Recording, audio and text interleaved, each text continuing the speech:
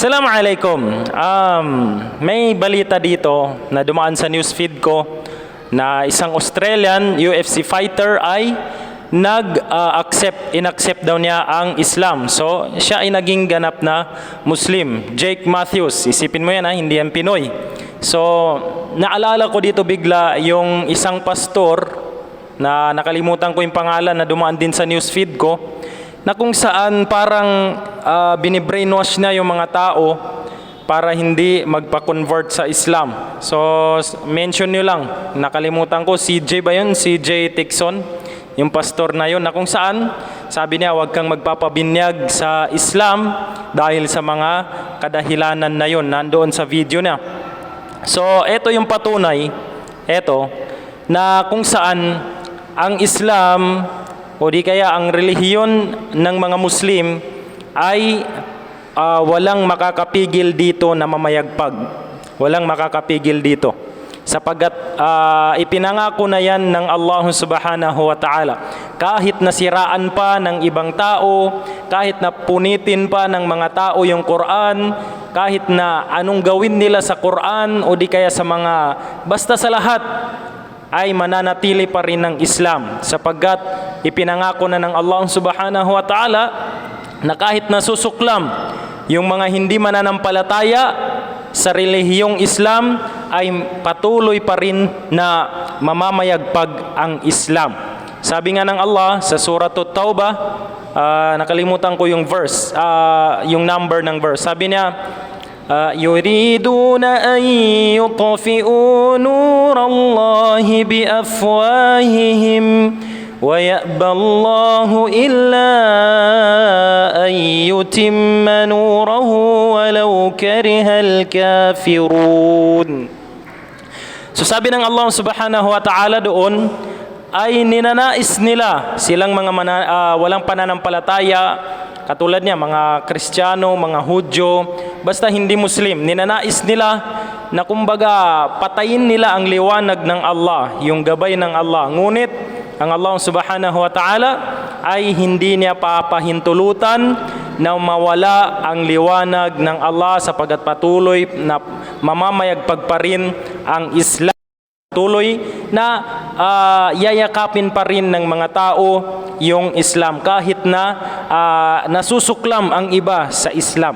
So, kapag ginabayan ng Allah ang isang tao sa matuwid na landas sa Islam, ay walang makakapagpigil sa kanya na magpa-convert. Katulad nito, isipin mo yan, ibang lahi yan, tapos biglang inaccept yung Islam at marami pang iba, may mga pastor pa, may mga mangangaral pa ng ibang relihiyon pero pumasok sa Islam dahil dito nila nasumpungan ang katotohanan at ang tunay na pananampalataya sa tunay na lumikha sa sanlibutan. Kaya naman sabi ko sa iyo, Pastor CJ, ay kumbaga kahit na anong paninira nyo sa Islam, kahit na anong pagpigil nyo sa mga tao na pumasok sa Islam, ay hindi niyo mapipigilan ang gabay ng Allah subhanahu wa ta'ala kapag ito ay ibinigay niya sa kahit na sino man na kanyang naisin.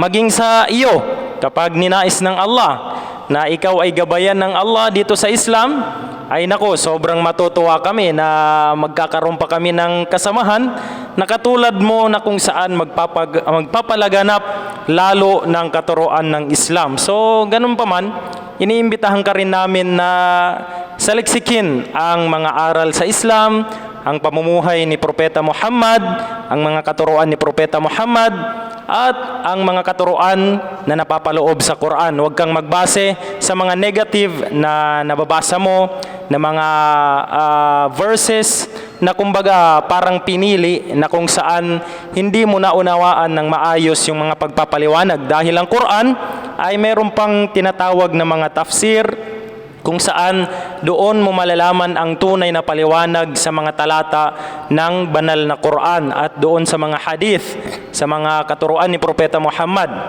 So, kung totoo man yung mga pinagsasabi mo, ay parang nabalitaan ko na hinahamon ka ata ni Rashid Indasan, yung debator, pinakamagaling na masasabi nating isa sa tanyag na debator ng mga Muslim dito sa Pilipinas, si Ustad Ahmad Barsilon at si Karashid Indasan. So, pwede mo silang, kumbaga, pwede kayong makipagtalakayan para naman malaman mo yung side ng relihiyong Islam kay Karashid Indasan o di kaya kay Ustad Ahmad Barsilon. So, yun lang. Ang masasabi ko lang bilang panghuli, kahit na anong gawin ng mga tao, kahit na sinong tao dyan, kahit na anong gawin nila sa Islam, kahit na anong gawin paninira sa Islam, kahit sunugin nila ang Quran, kahit punitin nila ang Quran, ay walang magiging epekto yan sa Islam, sapagkat ang Islam ay mananatili magpakailanman hanggang sa pagkagunaw ng mundo.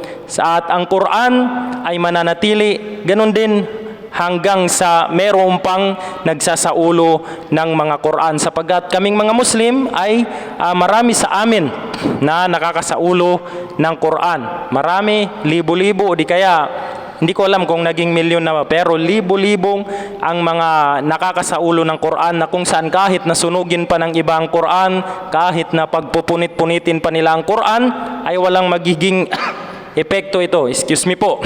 Wala po itong magiging epekto sa Islam at sa mga Muslim. Dahil sinabi ng Allah sa ibang talata, inna nahnu nazzalna dhikra wa inna lahu lahafidhun. Katotohanan, ang Quran ay kami ang nagpababa dito at kami rin ang nangangalaga dito. So pansinin nyo, isa pa yan sa miracles ng Quran.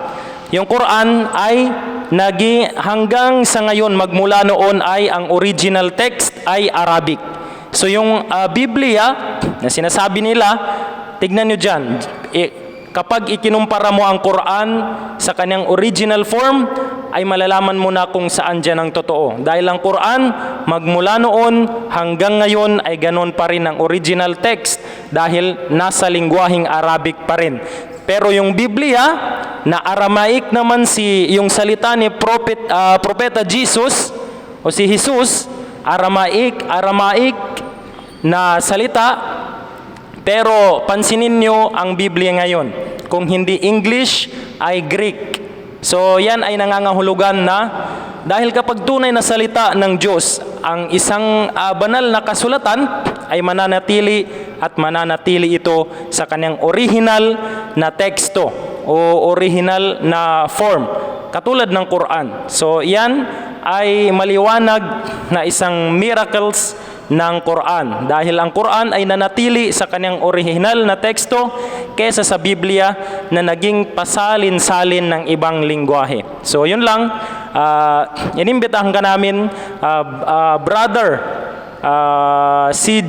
Pastor CJ Tixon, na saliksikin ang aral ng Islam, sapagkat kapag nasaliksik mo na maayos ito, ay inshallah bibigyan ka ng patnubay at gabay ng Allah, na kung saan lubos naming ikakatuwa kapag naging kasama ka namin sa pananampalatayang Islam, sapagkat madadagdagan ang mga patunay na ang relihiyong Islam ang tunay na relihiyon na nag-iisang Diyos. Shukran. Wassalamualaikum warahmatullahi wabarakatuh.